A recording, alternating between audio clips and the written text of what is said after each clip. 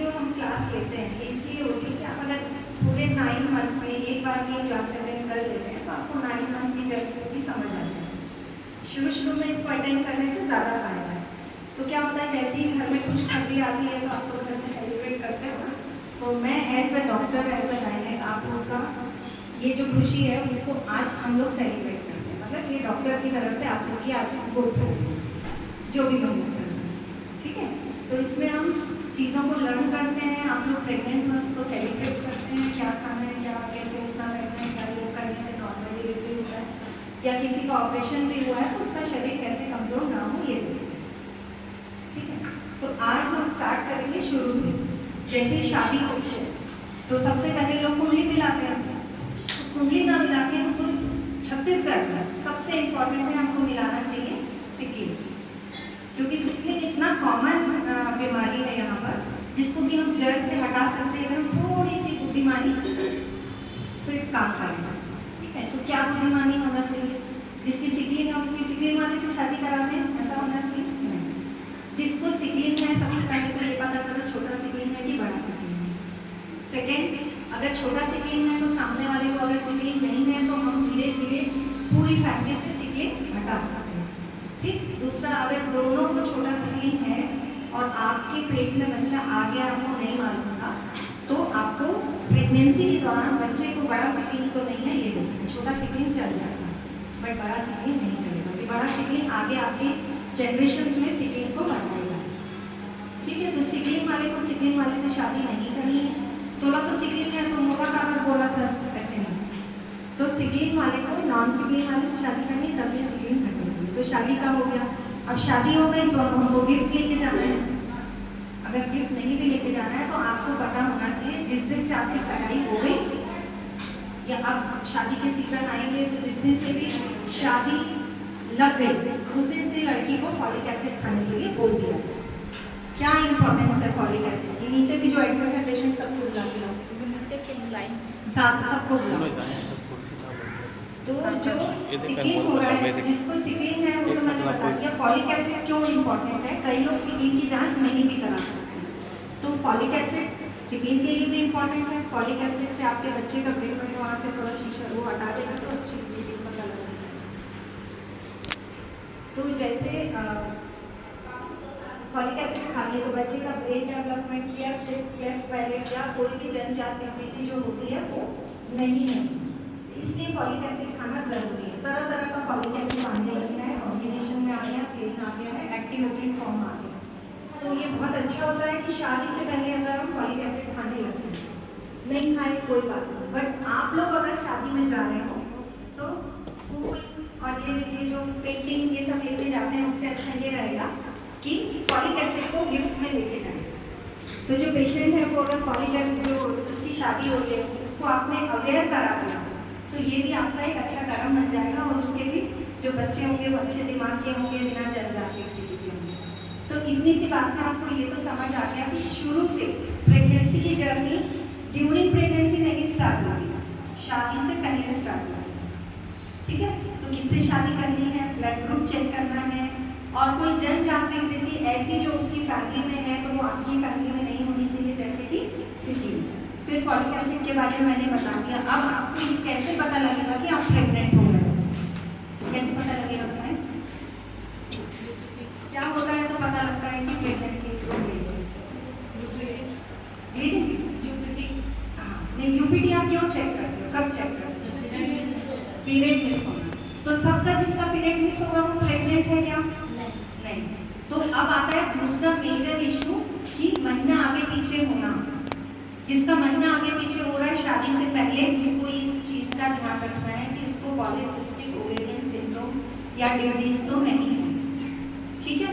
Second thing उसको ये ध्यान रखना है कि पीरियड अगर आगे पीछे होता है और फिर भी प्रेगनेंसी रुक गया है तो उसको उसकी डेटिंग के लिए सबसे पहले एक सोनोग्राफी कराना पड़ेगा।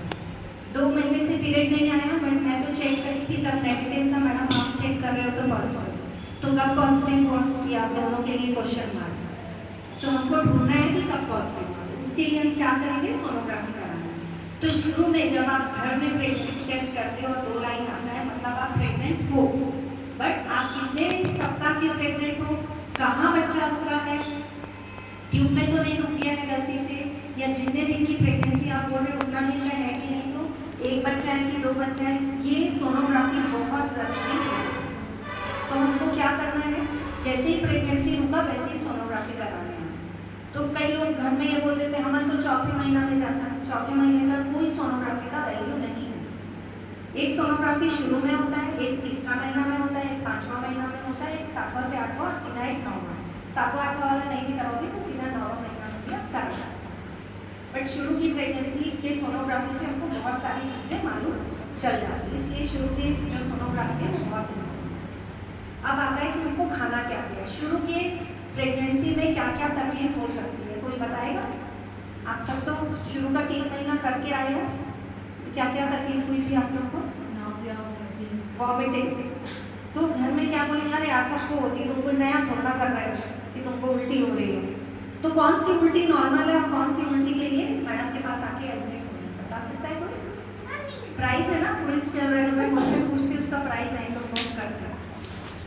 बताओ कौन सी उल्टी में मैडम के पास आना है, कौन सी उल्टी में दवाई खा के घर पे रहना है? उल्टी होना नॉर्मल है, पहले तो आप सब लोग ये जान के अच्छी बात है। सेकेंड बात ये है कि जिसको उल्टी हो रही है और उसका खाना नहीं रुक रहा, उसको आके एक 24 घंटे के लिए एडमिट होना है। जब 24 घंटे उल्टी बंद हो जाएगा तब उसका खाना स्टार्ट करते हैं। हमारे शरीर में कुछ ऐसे केमिकल्स बनते हैं, कीटोन बॉडीज बनती है जो उल्टी कराते हैं, तो उसको हमको वॉश आउट करना होगा। अगर कीटोन बॉडी पॉजिटिव हो गई है मतलब कि सीरियस प्रॉब्लम, ठीक है, तो उस समय आपको एडमिट होना बहुत ज़रूरी है। क्यों? अब तो बच्चा तो पेट में आ गया है, हम तो कुछ नहीं भी खाएंगे तो बच्चा बोलेगा, ऐसा नहीं है। बच्चा शुरू में इतना सा रहता है, वो आपके भरोसे पेट में है, अगर आपको खाना नहीं रुक रहा है तो उसको भी नहीं पहुँचना। तो कई बार सिर्फ उल्टी उल्टी के चक्कर में ब्लीडिंग स्टार्ट हो जाता है, ब्लीडिंग स्टार्ट हो जाता है तो बच्चा खराब हो जाता है। तो सेकेंड इंपॉर्टेंट तकलीफ होती है ब्लीडिंग। तो ब्लीडिंग होना नॉर्मल है क्या प्रेगनेंसी के दौरान? नहीं। प्रेगनेंसी की डेफिनेशन ये होती है कि 9 महीने तक पीरियड नहीं आना। तो 9 महीने के बीच में कभी भी ब्लीडिंग हो रहा है तो उसको हमको ढूंढना पड़ेगा। तो किस किस को ब्लीडिंग हो सकता है और उसका बच्चा ठीक भी रह सकता है। कई लोगों को फुल नीचे होता है, किसी का सोनोग्राफी करके बताया कि फुल नीचे, तो फुल नीचे होना नॉर्मल है, बट वो धीरे धीरे ऊपर जाएगा। जब वो ऊपर चला जाएगा तो हम रिस्क दे पाएंगे, बट जब वो ऊपर फुल नीचे डोमिन है और आप जो है डोमिन उनका फोन बंद कर दो, थोड़ी देर फोन दे आओ साइलेंट में, यहाँ मुझे रिकॉर्डिंग चल रही है ना, मुझे यहाँ पर कोई डिस्टर्बेंस नहीं चाहिए। तो जब हम फुल नीचे होता है तो ये क्या प्रॉब्लम है, नॉर्मली सबका फुल नीचे से ऊपर की तरफ चला जाता है, बट किसी किसी का फुल जो है वो बच्चेदानी के मुंह को कवर कर लेता है। उस समय हमें क्या घबराने की बात है, उस समय अगर आप रिलेशन रखते हो या कोई ऐसा हैवी वर्क करते हो या ट्रैवल करते हो जिसके झटके से ब्लीडिंग स्टार्ट हो जाती है, तो वो ब्लीडिंग जो है वो ब्लड आपके शरीर से जा रहा है, तो कभी भी बहुत रिस्क हो सकता है। तो अगर डॉक्टर ने बता दिया कि फुल नीचे है तो आप लोग को रिलेशन तो वैसे भी नहीं रखना होता है 9 महीना प्रेगनेंसी में, बट इस टाइम पे बहुत खास ध्यान रखना। फुल नीचे की साइड है तो आप कहीं भी जाके दाई से, सिस्टर से, कोई भी घर में बुला के, कोई अम्मा जो पुराना दाई लोग डिलीवरी करते हैं उससे आप अंदर हाथ डाल के पीवी नहीं कराना, ठीक है।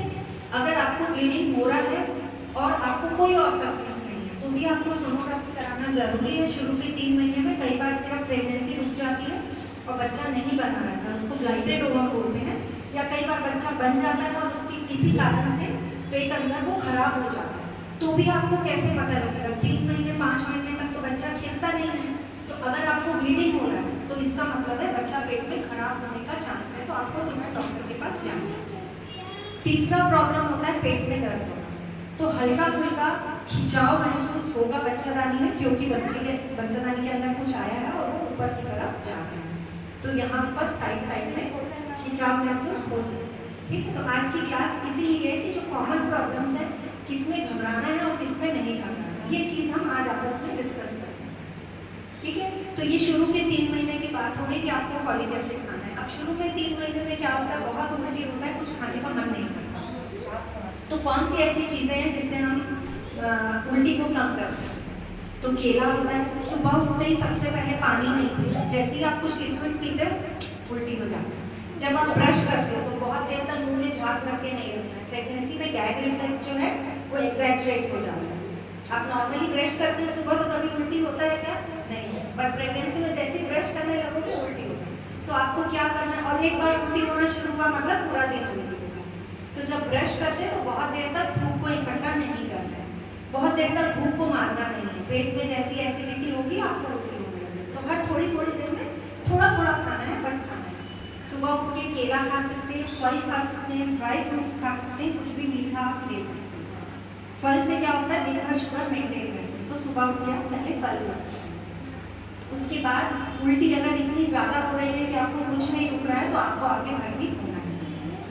खाने में आप शुरू से जितना ज़्यादा फाइबर लोगे, फाइबर किस किस चीज़ में होता है आप बताओगे?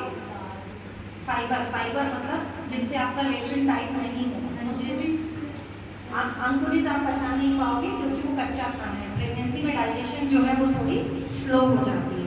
तो आपको क्या खाना चाहिए, आप जितना ज़्यादा सलाद खाओगे, जितना ज़्यादा फल खाओगे, घी खाना ज़रूरी है। ये किस किस को मालूम है और आप में से कितने लोग यहाँ घी खाए हो प्रेगनेंसी में? घी खाना क्यों इम्पोर्टेंट है बताओ? तो वैसे मुझे खुद अच्छा कि जो भी रोटी है इसके साथ हाँ। पहले से क्या उसके फायदे क्या होते हैं? घी खाने से स्किन अच्छी होती है, हेयर अच्छा होता है, आंखें बहुत अच्छी होती है, बच्चे का ब्रेन बहुत अच्छा होता है, बच्चे के रिप्रोडक्टिव ऑर्गन्स बहुत अच्छे होते हैं। पहले आप लोग की जो मम्मी लोग का जमाना था उसमें कोई भी, मेरे पास नहीं आता था कि हमको बच्चा नहीं होना। अभी आप देखोगे शादी होती है और कुछ लोग आ जाते हैं कि बच्चा नहीं होना। 25 साल में जब हम उनका टेस्ट करते हैं तो पता लगता है कि इसकी माँ बनने की क्षमता 40 साल जितनी कमजोर है। क्यों? क्योंकि एक तो उनकी मम्मी ने घी नहीं खाया और अब उनको भी घी नहीं देते हैं। तो जो हमारा ब्रेन है, जो हमारी ओवरीज है, ये 80 to 90% बनी हुई है फैट से। और वो भी कौन सा वाला फैट? गुड फैट, जो घर के बने मक्खन या घी में होता है। ऑयल बिल्कुल बंद कर दो। प्रेगनेंसी में जो भी बनाना है आप घी में बनाओ। दूसरा, घी जो है वो ल्यूब्रिकेशन का काम करता है, आपको कभी भी कॉन्स्टिपेशन नहीं होगी। तो घी खाना जरूरी है। बच्चे का, फिर मेरे बच्चा क्यों कमजोर है, उसका बच्चा क्यों अच्छा है, ऐसा नहीं है। ठीक है, बच्चे की ब्रेन डेवलपमेंट के लिए घी बहुत जरूरी है। आपको नॉर्मल डिलीवरी कराना है उसके लिए घी बहुत जरूरी है। ठीक है, तो तीसरा प्रॉब्लम होता है कॉन्स्टिपेशन का। शुरू में जैसे ही प्रेगनेंसी रुकती है पेट साफ नहीं होता। तो अब आपको समझ आ गया, आपको फल खाना है, ग्रीन वेजिटेबल्स खानी है, खूब सारा सलाद खाना है, जो भी मौसमी सलाद मिल रहा है, जैसे अभी गाजर, चुकंदर, ये जितना ज़्यादा हम कलरफुल सब्जियां खाएंगे। अब नेक्स्ट हमारे आयरन होगा। अब थर्ड महीने के बाद, थर्ड महीने में हम बच्चे का एक सोनोग्राफी कराते हैं जिसमें बच्चे का नाम और गर्दन देखते हैं, और उसी में एक डबल मार्कर का टेस्ट होता है जिसमें कोई जंजात बीमारी तो नहीं है, ये देखते हैं। ठीक है, तो ये सारी जांचें होने के बाद हम जब 3 महीना कंप्लीट करके चौथे महीने में जाते हैं, टेटनस का इंजेक्शन लगाते हैं, आयरन कैल्शियम स्टार्ट हो जाता है। अब आयरन कैल्शियम टैबलेट तो हम 4th मंथ से स्टार्ट करते हैं, बट आयरन रिच फूड हमको शुरू से खाना है। तो कोई बताएगा आयरन किस किस में ज़्यादा होता है? बाकी पेशेंट्स खाना, तो आयरन किस में ज़्यादा होता है कोई बताएगा?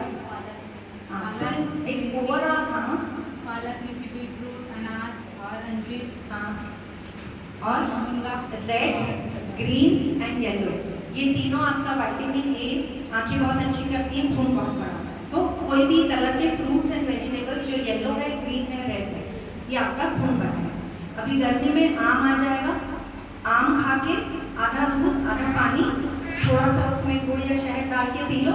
आपका जितना आम खाए वो टोटल कन्वर्ट हो जाएगा खून ब्लड में। मलबेरीज आता है, शहतूत, उसमें बहुत खून होता है। ठीक है, थोड़ा थोड़ा गुड़ खा सकते हो, उससे बहुत खून बनता है। शहद बहुत अच्छा होता है। हाँ, तो कोई भी चीज़ हम 2 किलो 4 किलो नहीं खाएंगे, है ना, थोड़ा सा खाएंगे। तो थोड़ा हमको मूंगा भी खाना है, थोड़ा पपीता भी खाना है, सब चीज़ पपीता भी थोड़ा हाँ खा सकते हैं हम लोग यहाँ, इसीलिए पपीता काटते हैं क्योंकि उसमें बहुत फाइबर होता है, उसमें खून बनने की क्षमता होती है, उसमें प्लेटलेट अच्छा रहता है। प्रेगनेंसी में प्लेटलेट लो हो जाता है इसलिए। ठीक है, जो मुर्गा है उसका तो हम सिरप देते हैं कि खून बढ़ेगा उससे। तो आप लोग ये सारी चीज़ें आपको खानी चाहिए। अब आते हैं 5वें महीने की सोनोग्राफी, और खून जांच जो है वो शुरू में ही हो जाना चाहिए, जिसमें कि ब्लड ग्रुप बहुत इंपॉर्टेंट है, सिकलिंग बहुत इंपॉर्टेंट है, थायराइड बहुत इंपॉर्टेंट है। कई लोग थायराइड का जांच नहीं कराते। थायराइड एक ऐसा बीमारी है, अगर आपको है तो बच्चा मंद बुद्धि हो सकता है, और बच्चे का मंद बुद्धि होने का ये एक ऐसी बीमारी है जिसका 100% क्योर था अगर आप थायराइड का गोली लिए तो। अगर आपके बच्चे का ब्रेन अच्छा चाहिए, आपका थायराइड नॉर्मल होना चाहिए। कई बार 5वें 6वें महीने में 7वें महीने पता लगता है कि बच्चा कम खेल रहा है, सुस्त है, तो माँ को अगर थायराइड है तो बच्चे को भी होने का चांस है। तो इसलिए थायराइड चेक कराना बहुत ही ज़रूरी है, ठीक है। तो ये हो गया आपका 5वें महीने में एक सोनोग्राफी होता है डिटेल, जिसमें बच्चे को कोई जल जाती है तो नहीं है। उसी के साथ हम हार्ट का चेकअप भी करते हैं, साथ में कुछ अपन वो भी देते हैं जिसमें कि टेटनस तो आजकल टी लैब तो आजकल सरकारी में ही लगता है, टी लैब। और इन्फ्लुएंजा वैक्सीन भी एक नया वैक्सीन आया है जिसको, और काली खांसी का वैक्सीन, ये हम प्रेगनेंसी के दौरान लगा सकते हैं जो आपको सरकारी में नहीं लगते। ये हम एक्चुअली तो लगा सकते हैं 3rd मंथ के बाद कभी भी, बट मैं 8 मंथ में लगाती हूँ टी लैब और इन्फ्लुएंजा का वैक्सीन। टी लैब तो 8 मंथ के बाद ही लगता है और इन्फ्लुएंजा वैक्सीन बोलते हैं कभी भी लगवा सकते, बट मैं वो भी 7 मंथ के बाद ही लगती हूँ। तो इन्फ्लुएंजा वैक्सीन, और ये महंगी वैक्सीन आती है, बट बच्चे को जो बार बार सर्दी खांसी होता है ये हम पेट से ही उसको इम्यूनिटी देके भेज सकते हैं। तो ये सारे टेस्ट हैं, HIV टेस्ट, हेपेटाइटिस टेस्ट, ये बहुत इंपॉर्टेंट है। कई बार प्रेगनेंसी में पता लगता है, आपको भी नहीं पता था कि ये सब है। खासकर उन लोगों को जिनको ब्लड ट्रांसफ्यूजन बार बार होता है, सिकलिंग वाले होते हैं, इसलिए, ठीक है। तो ये चीज़ें हैं। और शुगर का जांच होता है, बीपी तो हम आते हैं, वेट बीपी चेक कर लेते हैं, हाइट चेक कर लेते हैं। हाइट अगर आपका 5 फीट से कम है तो चांस कम रहता है कि आपका डिलीवरी नॉर्मल हो जाएगा। बट हाइट कम होने का मतलब पेल्विस भी छोटा होगा, बट कई लोग की हाइट कम होती है बट पेल्विस अच्छा चौड़ा होता है। वो अगर योग आसन अच्छे तरीके से करेंगे तो उनका भी नॉर्मल डिलीवरी हो सकता है। मेरे पास पिछले हफ्ते ही एक पेशेंट नॉर्मल डिलीवरी हुई। नॉर्मल डिलीवरी कराना कोई भी एक दिन का खेल नहीं है, कोई भी गायनेकोलॉजिस्ट का उसमें रोल नहीं है।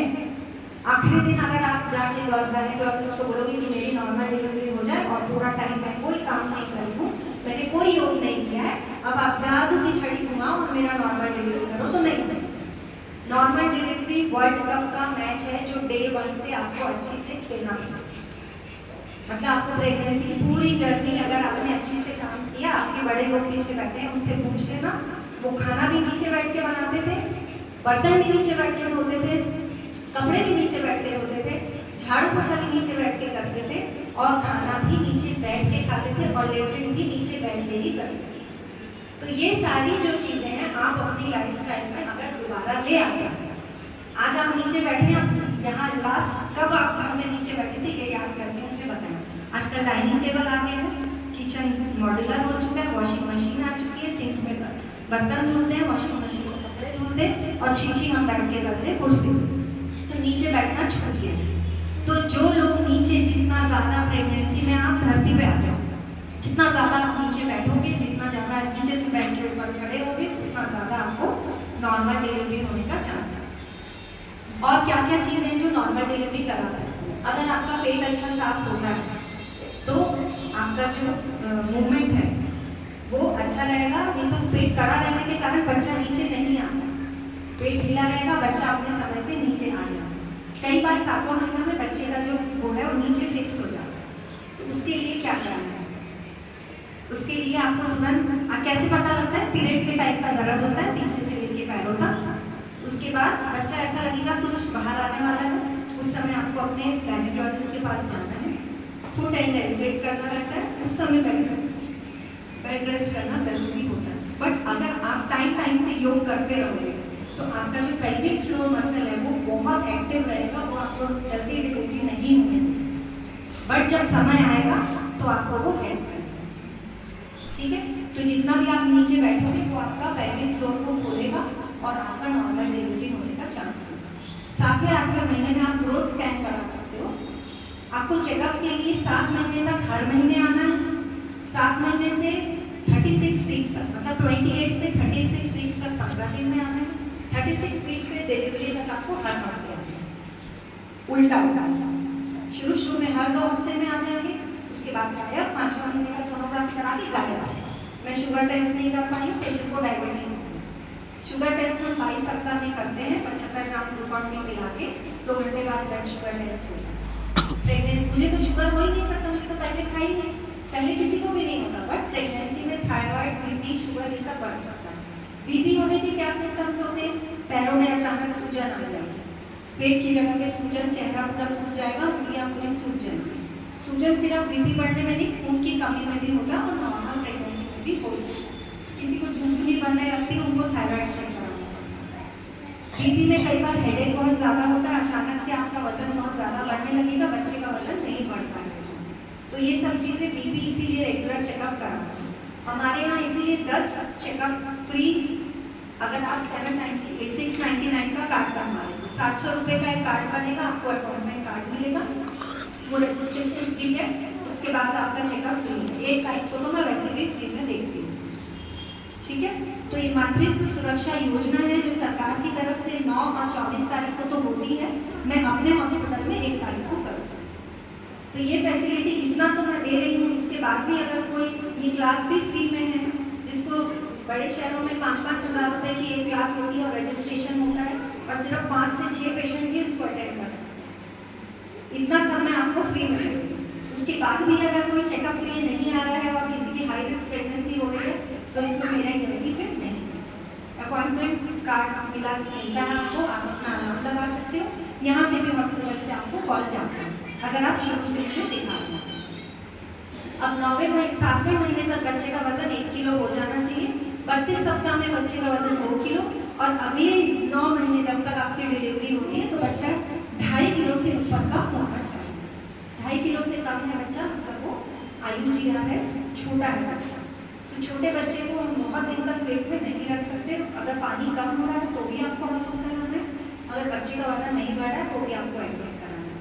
स्मार्ट कार्ड में क्या क्या सुविधा मिलती है? स्मार्ट कार्ड में 9 महीने में आपको सारी जो भी प्रेगनेंसी के दौरान प्रॉब्लम्स होती हैं उसकी पूरी जो आपको सुविधा है वो मिल जाती है। बीपी बढ़ा है, शुगर बढ़ा है, आप एडमिट हो सकते हो, पानी कम है, आप एडमिट हो सकते हो, बच्चा नहीं खेल रहा, आप एडमिट हो सकते हो, दर्द आ रहा है समय से पहले, उसको भी रोका जा सकता है। डिलीवरी का कोई पैकेज स्मार्ट कार्ड में नहीं है, ठीक है। तो आज आप इतना समझ के जाएं कि आपको कब कब चेकअप कराना है, सामान नहीं बनाना है, खाना क्या क्या है वो भी मैंने बता दिया है। कैल्शियम किस में ज़्यादा मिलता है? मिल्क में मिलता है, बट मिल्क पीने से बहुत गैस बनती है ड्यूरिंग प्रेगनेंसी। हम क्या कर सकते हैं? मिल्क को चेंज कर सकते हैं। इसमें दही चावल खा सकते हैं, आप दही खा सकते हो, मीठी दही खा सकते हो, उसका वो बना सकते हो, लस्सी बनती है वो पी सकते हो, दूध में थोड़ा पानी डाल के पी सकते हो, या आप खीर या किसी और फॉर्म में भी दूध को ले सकते हो। और किस में होता है कैल्शियम? फल, हरा सब्जी आप बहुत खाइए, सब फल में थोड़ा बहुत कैल्शियम मैग्नीशियम आपको मिलता ही है, सब सब्जियों में। और दूसरा है मखाने। मखाना बहुत इम्पोर्टेंट होता है, आप अच्छा मखाने को घी में भून लो, चाट मसाला डाल लो, तो उसकी चाट भी बना खा सकते हैं। हाँ, मखाने आप खा सकते हो, बहुत अच्छे से खा सकते हो। थोड़ा बहुत खजूर लोगे तो आयरन बढ़ जाएगा, थोड़ा गुड़ लोगे तो भी आयरन बढ़ जाएगा। मूंगफली है वो बहुत अच्छा प्रोटीन देती है, बहुत अच्छा फैट को भिगा के खाना है। मूंगफली को आप भिगा के भी खा सकते हो, वो बादाम से भी टेस्टी लगता है। और अगर नहीं तो आप गुड़ के साथ उसकी चिक्की भी खा सकते हो। मूंगफली को आप उपमा में डाल सकते हो। अब आते हैं अपन हाई प्रोटीन डाइट कौन कौन से ले सकते हैं। जो मिलेट्स होते हैं वो बहुत अच्छे होते हैं, हाई फाइबर होते हैं, आपका कॉन्स्टिपेशन रुकेगा। प्रोटीन किस किस में ज़्यादा होता है? नॉर्मल जो हम दाल खाते हैं, दाल चावल, उसमें प्रोटीन होता है। अगर कोई एग और फिश नहीं खा रहा है तो वो वेजिटेरियन इंसान अपना प्रोटीन कैसे बढ़ा सकता है? वो सोयाबीन से बढ़ा सकता है, या फिर आपके घर में जितनी भी दालें हैं उसका एक मिक्स करके आप रख दो। 1 कटोरी सादी दाल, 2 कटोरी चावल लो, 2 कटोरी दाल लो, उसको भिगा लो और उसका इडली डोसा जैसे आप पीस के रखते हो उसको हमेशा पीस के रखो। उसका इडली, उसका अप्पे, उसका डोसा, उसका ढोकला, दिन में 1 खमीर खाना आपको जरूर खाना है। उससे प्रोटीन भी मिलता है और पेट भी अच्छा साफ सकता है, ठीक है। यहाँ से मैं 2 टाइप के काढ़े भी देती हूँ जिससे आपको सर्दी खांसी ना हो, आपको गैस ना बने, ताकि आपकी जो प्रेगनेंसी के दौरान में दवाइयाँ होंगी वो कम हो जाए। काढ़े की रेसिपी भी आप ले सकते हो, या यहाँ बना बनाया 2 रहता है जो 550 रुपये का मैं देती हूँ, वो भी आप ले सकते हो, जिससे कि आपको गैस नहीं बनेगी, आपको पेट अच्छा साफ होगा, आपका जो हल्दी और वो जो बाकी काली मिर्च वाला काढ़ा है वो आपकी इम्यूनिटी और बच्चे की इम्यूनिटी को भी बढ़ाएगा। जो प्रेगनेंसी के दौरान कभी भी डायरिया होगा या सर्दी खांसी बुखार होगा, ये सब चीज़ इन्फेक्शन नहीं होना चाहिए। पानी खूब पीना है, यूरिन इन्फेक्शन भी नहीं होना चाहिए। खाने की प्रॉब्लम बहुत ज़्यादा होती है, उसके लिए आप हाइजीन मेंटेन करें। सफ़ेद पानी या लीचिंग हो रहा है तो तुरंत आप हॉस्पिटल आना है, क्योंकि बच्चे को अगर पेट के अंदर फंगल इन्फेक्शन हो जाता है वो बहुत मुश्किल से ठीक है। तो इसलिए कोई भी इन्फेक्शन है तो घर पे नहीं बैठना है, आपको ट्रीटमेंट के लिए आना है। ठीक है, खाने पीने में आपको 4 मील तो हम हमेशा लेते हैं, बीच बीच में आप फल, कुछ स्नैक्स में ड्राई फ्रूट्स, मखाना, ये सब खा सकते हैं। आज चेकअप के बारे में मैं बता दी हूँ। आखिरी में क्या हो रहा है, अब 9 महीना हो गया, दर्द आ रहा है तो बोले कि अभी तो बच्चा खेल रहा है, हम बाद में आपको, पानी निकल गया तो अभी तो दर्द नहीं स्टार्ट हुआ है, हम बाद में आपको, अभी तो बच्चा खेला था। ठीक है, फिर क्या होता है, थोड़ी सी ब्लीडिंग हो रही है बट दर्द तो नहीं होते, हम काबर जाओ। अब कब हॉस्पिटल जाना है 9 महीना में, दर्द आए, पानी जाए, खून जाए, बच्चा कम खेले, या आपको ऐसा लग रहा है कि आज कुछ सही नहीं लग रहा है तो आपको हॉस्पिटल आना है। ये पांचों चीज एक पेशेंट में नहीं मिल सकता है, ये खासकर जो पीछे दाई लोग बैठे हैं उनके लिए। आजीवन बच्चे को हम पेट में नहीं रख सकते। जैसे ही डिलीवरी का टाइम पास आने लगता है आप लोग हॉस्पिटल से दूर भागते हैं, आपको एडमिट कर देंगे, डिलीवरी कर देंगे, तो क्या करना है, बच्चे को पेट में लाए क्यों, डिलीवरी करना के लिए लाए ना। अभी तो सब चीज ठीक है, हम बाद में आए, तो जब खराब हो जाएगा तब आओगे क्या, सब कुछ ठीक में ही तो मेरे को भी सब कुछ ठीक देना है। तो ये बहुत इम्पोर्टेंट है कि रेगुलर चेकअप कराना है। जो हमारी डेट दी होती है उसमें अगर दर्द नहीं उठ रहा है तो अभी तो दर्द नहीं आता है, अभी तो सब कुछ बने हैं, अभी तो हम नहीं जाओ हॉस्पिटल, दर्द होगी तब जाओ, तो कई लोग को दर्द नहीं होता है तो आजीवन बच्चे को हम पेट में नहीं रखते। शादी का डेट डिसाइड हो जाता है, दूल्हा भी अपने घर में मस्त है, दुल्हन भी मस्त है, कोई भी तो एक दूसरे के साथ भाग नहीं रहा है, दूसरे के साथ भाग नहीं रहा है, तो भी तो शादी के दिन कर देते हो क्या, अभी तो कुछ बिगड़े नहीं, अभी काबर शादी कर दो, ऐसे करते हो क्या, नहीं। तो जब शादी की डेट पे शादी होती है तो डिलीवरी भी उसके आसपास हो ही जाती है। सिर्फ 4% लोग डिलीवरी की डेट पे होते हैं, जो डेट मिलती है उसके 30 दिन पहले और 1 हफ्ते बाद तक डिलीवरी हो सकती है। बट बाद में रुकना, इंडिया में जितने इतने दिनों से मैंने डिलीवरी की है, बाद में ज़्यादातर बच्चे लेटरिन करके ही नहीं करते। जो प्लेसेंटा ने आपके साथ कॉन्ट्रैक्ट साइन किया है वो 9 महीने का ही किया है। 9 महीना 7 दिन इसलिए लेते हैं क्योंकि किसी का महीना आगे पीछे हो जाता है, वो 7 महीना बफर है, जरूरी नहीं है कि वो 7 महीना आपको देते हैं। 9 महीना कंप्लीट होना मतलब 10वां लग गया तो पूरा 280 डेज वेट करना ऐसा जरूरी नहीं है, आपको 260 डेज के बाद कभी भी डिलीवरी हो सकती है। मतलब जो भी आपको डेट दी है उसके 20 दिन पहले आप मान लो आपको कभी भी डिलीवरी का दर्द हो सकता है। जैसे इनके पेशेंट को हो गया 37 हुआ ना, अभी पूरा 40 तक का हुआ नहीं, उसको पता भी नहीं है दर्द आ रहा है, उसका पेशाब रुका हुआ है, उसको बच्चा लाने का मुंह खुल गया, तो दर्द कैसे आता है पहले बच्चे में नहीं पता लगेगा, तो रुक रुक के कमर में दर्द होगा या पेट टाइट होगा या बच्चा कम खेलने लगता है या दर्द जो है वो पैरों से नीचे की तरफ जाता है। अब जो लोग तो वो किए हैं योग आसन प्राणायाम किए हैं उनका डिलीवरी होना बहुत ईजी हो जाता है। तो अब हम 15-20 मिनट के लिए ये देखेंगे। पुरानी वीडियोस कुछ इंस्टाग्राम में हैं, खड़े वाले वीडियोस जो खड़े होके योग प्राणायाम करना है उसमें आप देख सकते हो।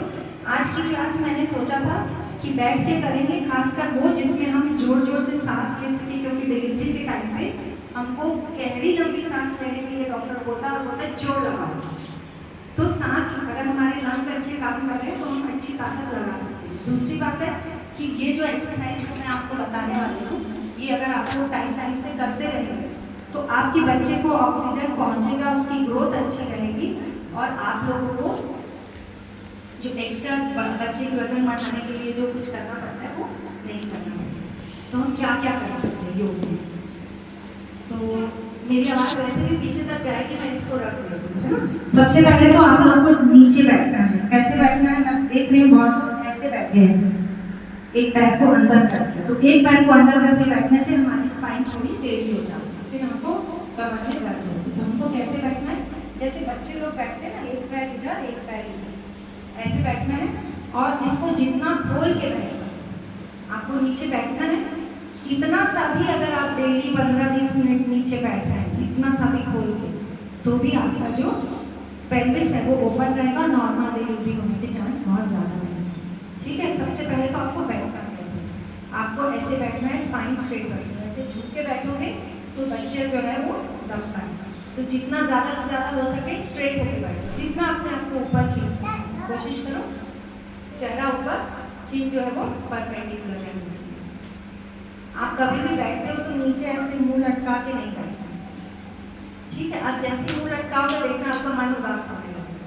प्रेगनेंसी में हमको उदास नहीं करना, ठीक है। कोई खुश रखे कि नहीं खुश रखे, आपको खुश रहना है और अपने बच्चे को खुश रखना है। आपका मूड जैसा रहेगा बच्चे का मूड वैसा रहेगा। 9 महीना जैसे आप बिहेव करोगे बच्चा भी बाहर निकल के वैसा होगा। आप योग प्राणायाम करने लगो और फिर देखो आपका बच्चा ऑटोमेटिकली योग में कितना इंटरेस्ट लेगा और वो बच्चा बाकी बच्चों से बहुत डिफरेंट होगा, ठीक है। तो आगे शुरुआत करते हैं। हम कुछ ऐसे स्ट्रेचेस करेंगे जिससे हम सांस, हमारी लंग की कैपेसिटी भी बढ़े और थोड़ी थोड़ी एक्सरसाइज भी हो। तो सबसे पहले हाथों को ऐसे मोड़ लें, सांस लेते टाइम सामने की तरफ छोड़ें,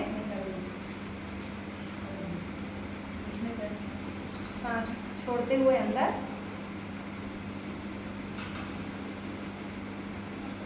बड़ी लंबी सांस लें, सांस अंदर,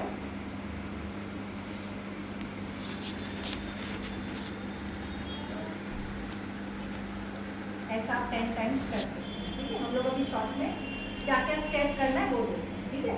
अब हम उठाएंगे थोड़ा ऊपर। जो हमारे लंग्स होते हैं उसके अलग अलग पार्ट होते हैं, अपर लोब, मिडिल लोब, कहीं पीछे का लोब, आगे का लोब। आज हम जो भी एक्सरसाइज करेंगे उसमें हम अपना पूरा लंग्स को खोलेंगे, ठीक है। अब आपको करना है ऊपर की तरफ।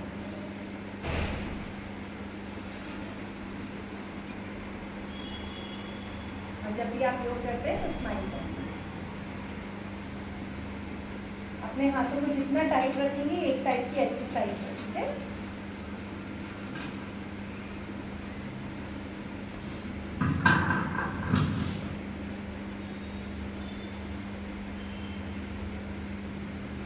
से 10 बार जितना भी आपको अच्छा लगे। अब आप दोनों हाथों को ऊपर ले जाएंगे सांस लेते हुए, ऊपर की तरफ खींचे जितना खींच सकते हैं। गहरी लंबी सांस लें और छोड़ें।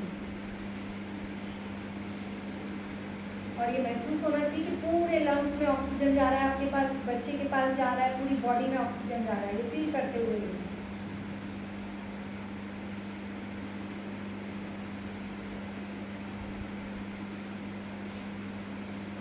जितना ऊपर खींच सकते हैं। ऐसे नहीं करना है, पूरा हाथ ऊपर, कोहनी बिल्कुल सीधे। आप क्यों नहीं कर रहे? कुछ नहीं होगा, करो।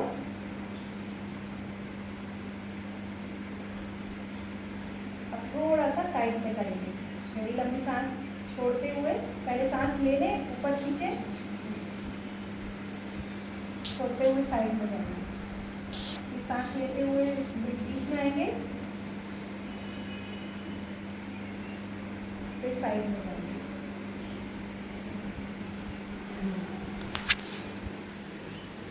अब हम ट्विस्ट करें, बीच बीच में फोटोज भी ले लेते हैं। वीडियो के साइड में फोटो वाला ऑप्शन भी होता है।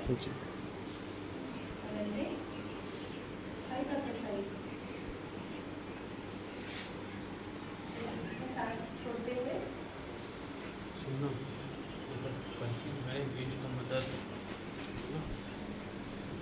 आवाज नहीं आ रही, कोई गहरी लंबी सांस नहीं ले रहा है, ऐसा लगता है। पर सादा वाला पर्ची बेस का मतलब स्टाइल टेबल थोड़ा सा शोल्डर्स को घुमाएं,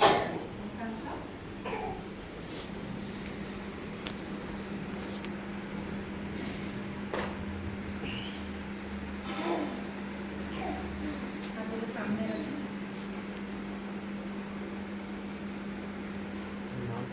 कोई भी एक्सरसाइज करेंगे तो गहरी लंबी सांस लेते रहना है आपको, ठीक है।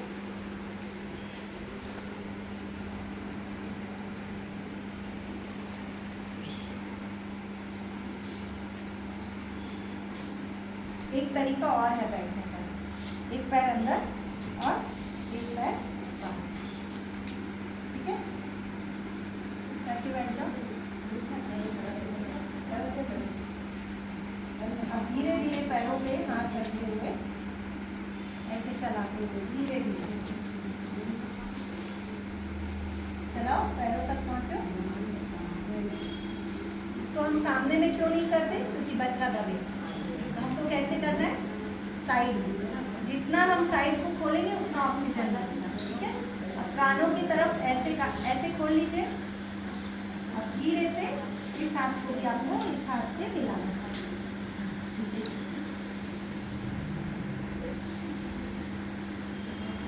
पोर्ट्रेट में ले लें। और ये वाला हाथ जो ऊपर था इसको नीचे कर देना। तो कहाँ खिंचाव महसूस हुआ? यहाँ पर। और ये पैरों पे पूरा महसूस हुआ। किस किस को पैरों में दर्द होती है? जैसे जैसे वेट बढ़ता है वैसे वैसे पैरों पे पूरा वजन आता है। आप जब ऐसे पैर रख के बैठते हो तो पैरों की मांसपेशियाँ पूरी खिंचाती है। जहाँ भी खिंचाव महसूस हुआ मतलब वहाँ ऑक्सीजन और ब्लड सप्लाई पहुँच गई। तो शुरू में आपको ये करते हुए दर्द हो सकता है। ठीक है, वैसे ही हम दूसरे पैर से करेंगे। ट्राई करें।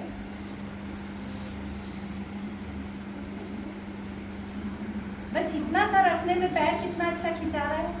अच्छा लग रहा है सबको? फिर सेम ऐसे ही धीरे धीरे जाएंगे।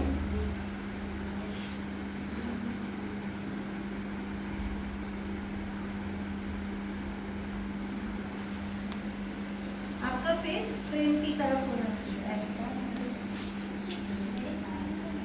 कोशिश करो, धीरे धीरे हो जाएगा। Very good. इससे आपका पेल्विस भी खुलेगा। ये जो साइड में फैट इकट्ठा हो जाता है वो भी नहीं। ठीक है, कुछ देर आप ऐसे पैर खोल के भी बैठ सकते। ठीक है, अब हम बैठेंगे मल आसन में।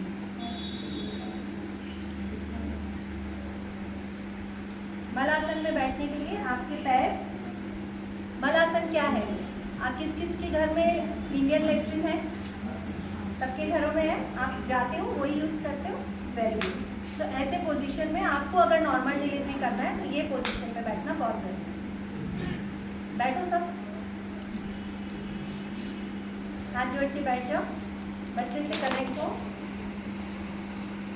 बहुत एनर्जेटिक पोज है, बहुत एनर्जी वाला पोज है।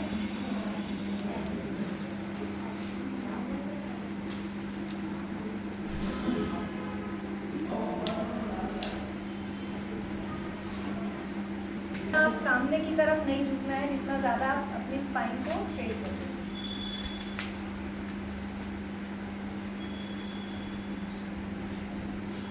अब जो उठक बैठक है ना वो कैसे करनी है? हाथों को सामने रख लें। पूरा भार आप हाथों में देना है, पूरा भार हाथों पे, नीज पे कुछ भी नहीं। और जस्ट उठना है, बैठो, उठना है, बैठो। ये एक्सरसाइज अगर आप करते हो आपका नॉर्मल डिलीवरी बहुत चांस है कि हो जाएगा। तो ये कंबाइन है। आप मलासन में बैठोगे थोड़ी देर, फिर अपना पूरा भार उस पर छोड़ोगे और फिर आप उठक बैठक करोगे। ठीक है, अब पैरों में सूजन आ जाती है, उसके लिए क्या करना है? आप सुबह शाम लेटे लेटे भी कर सकते हो, या जैसे ही आप उठते हो थोड़ा सा ऐसे सपोर्ट किए और अपने पैरों को ऐसे ऐसे करना है। ये बहुत इम्पोर्टेंट है, सब लोग करें। पैर को आगे करके, बच्चे लोग जिद्दी करते हैं ना, मेला जाते हैं तो ये दिला दो, नीचे बैठ के रोने लगते हैं, ये करना है। ठीक है, उसके बाद आपको पैरों को आगे पीछे, गाड़ी का वाइपर चलता है ना ऐसे, पूरे पैर को लेके आप हाफ रोटेशन भी कर सकते हैं। पैरों की मांसपेशियां मजबूत होना बहुत जरूरी है, क्योंकि सारी ताकत जो है डिलीवरी के टाइम पे पैर को मोड़ने बोलते हैं और उसके बाद उसको गहरी लंबी सांस, तो सांस लेना और पैरों को बहुत अच्छे से रेडी करके रखना। अब आप जैसे बैठे हैं उसमें आप दोनों हाथों को ऐसे रखें। अगर ये आपको सीधा उठने में, ऐसे सीधा उठने में अगर तकलीफ लगती है तो आप अपने पैर मोड़ के भी ये पोज कर सकते हैं। ये पोज आप जितना करेंगे आपका प्री टर्म डिलीवरी नहीं होगा, समय से पहले नहीं होगा, क्योंकि आपका कोर जो है बहुत टाइट हो जाता है। इसको 3 मिनट्स के लिए आप लोग को जरूर से करना है। गहरी लंबी सांस लेते रहें।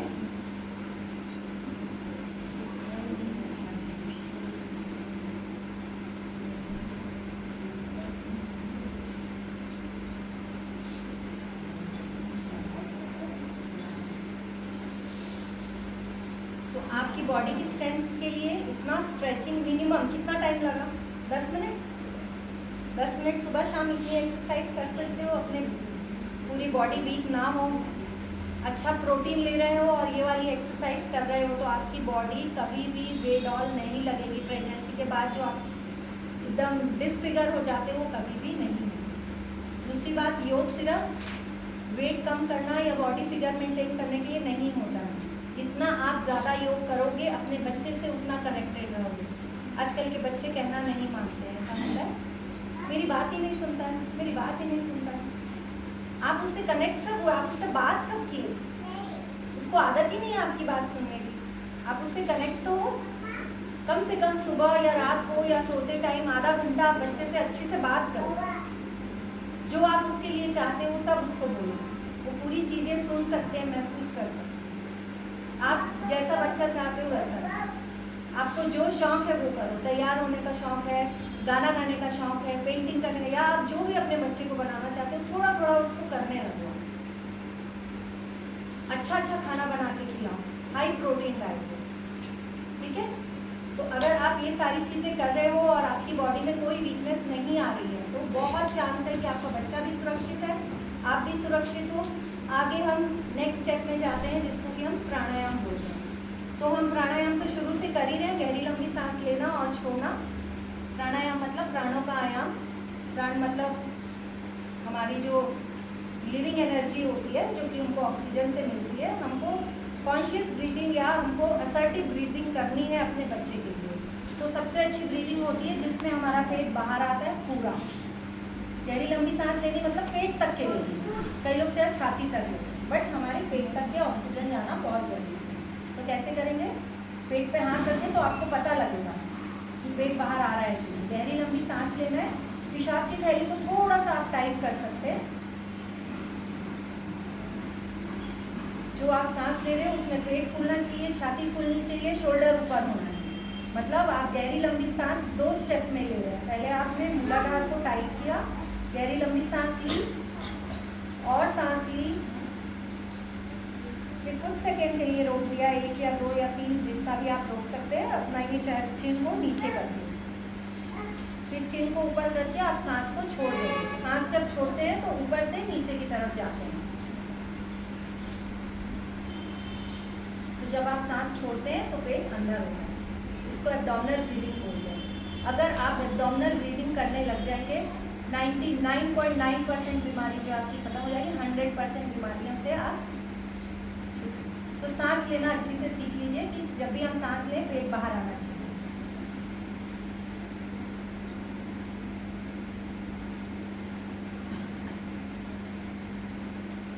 अब जब आप सांस ले रहे हैं तो उसको फील करिए कि सांस पेट में गई, छाती में गई, शोल्डर्स तक आई, हमने सांस को रोक दिया।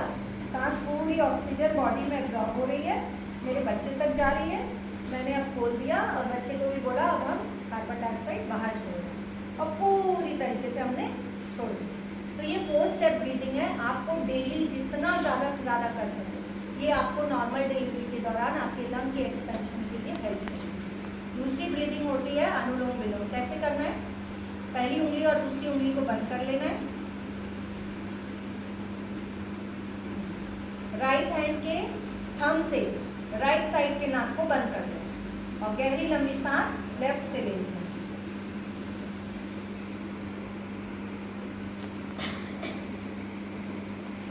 लेफ्ट को बंद करके सांस छोड़ने के लिए राइट से छोड़ना।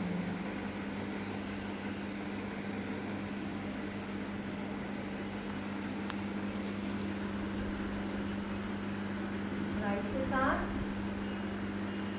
लेफ्ट से छोड़ना। ये एक साइकिल अनुलोम विलोम होता है।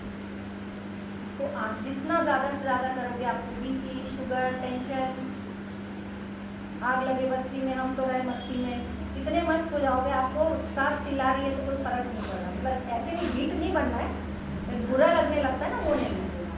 ठीक है, तो चलो गहरी लंबी सांस लेंगे, 3 बार प्रैक्टिस करेंगे इसको। अपने अपने मन में गहरी लंबी सांस लेते रहो।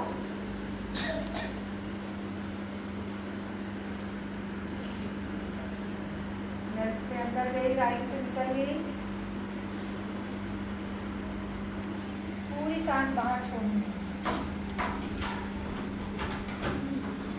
राइट से अंदर, लेफ्ट से छोड़िए।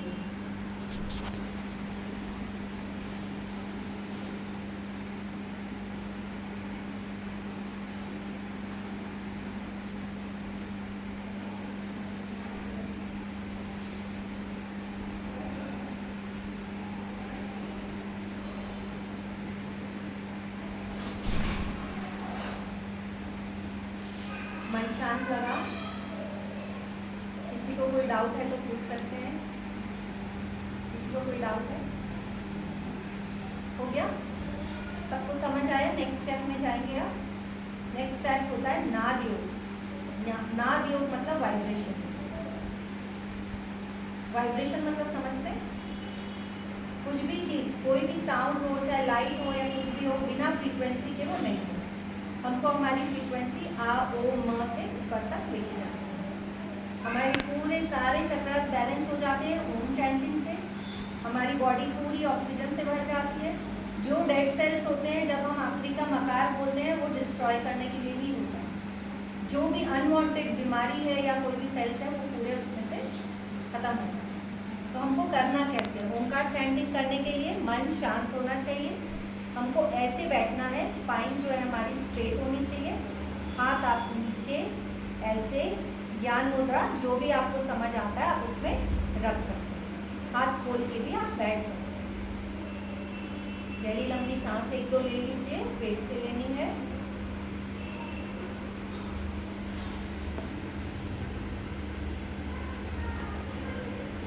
अब आप अपना मूलाधार मतलब पेशाब की थैली को टाइट करेंगे। गहरी लंबी सांस लेंगे, जो हमने 4 स्टेप ब्रीदिंग सीखी है। 4 स्टेप ब्रीदिंग मतलब मूलाधार को टाइट करना, गहरी लंबी सांस लेना और लेना, रुक जाना।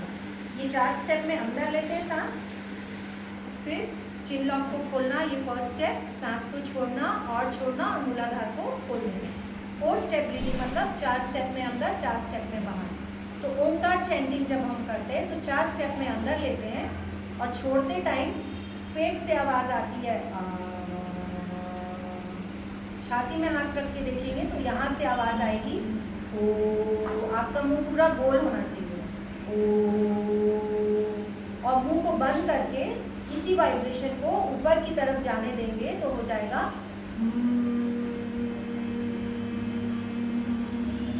तो अब आप सबने सीख लिया। अब हम इसको 3 बार करेंगे। गहरी लंबी सांस लेंगे मूलाधार टाइट करके,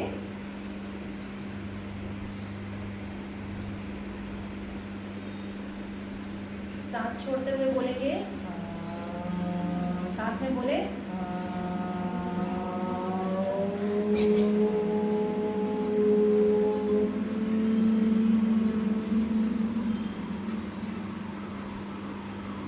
फिर से गहरी लंबी सांस लेंगे। 3 बार करना है।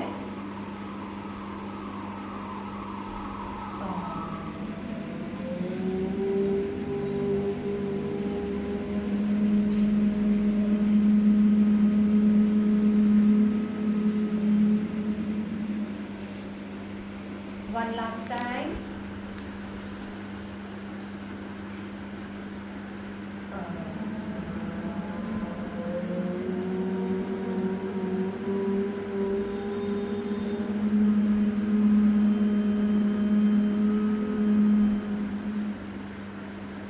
अब अपने हाथों को जोड़ना है। राइट हैंड 5 सेंसेस को बताता है, 5 इंद्रियां, और 5 जो हमारे तत्व होते हैं वो लेफ्ट हैंड होते हैं। जब हम इन दोनों को साथ में जोड़ते हैं और जो हमारा अंगूठा है उसको हम छाती से लगाते हैं। छाती मतलब हमारी आत्मा।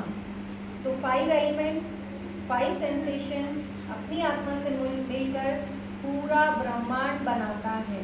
इसीलिए कहा जाता है, एक महावाक्य है हमारे वेदों में, अहम ब्रह्मास्मि, मतलब मैं खुद पूरा यूनिवर्स हूँ। तो यूनिवर्स की क्या क्या ताकत आपको चाहिए वो आप अपनी साधना के बाद मांग सकते हैं। तो मैं जो मांगती हूँ वो आपको सिखा रही हूँ। हाथ जोड़ के बोलेंगे, फील करेंगे कि मैं इस दुनिया की मन में अपने आप बोलते जाइए जो मैं साथ में बोल रही हूँ।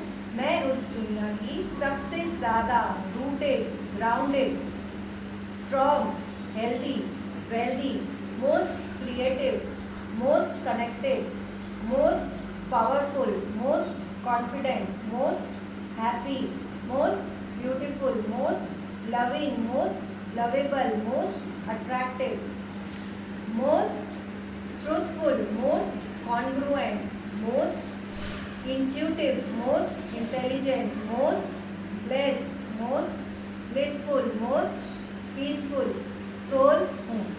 इस चीज़ का धन्यवाद पूरे यूनिवर्स को, अपने भगवान को, इष्ट देवता को, अपने गुरु जी को करते हुए इस एनर्जीज को और ऊपर की तरफ उठाते हुए अपनी एनर्जीज को ऊपर उठाइए, अपने ऑरा को प्रोटेक्ट करिए और strong, happy, radiant, like a queen, रानी की तरह खुश, हमेशा पॉजिटिव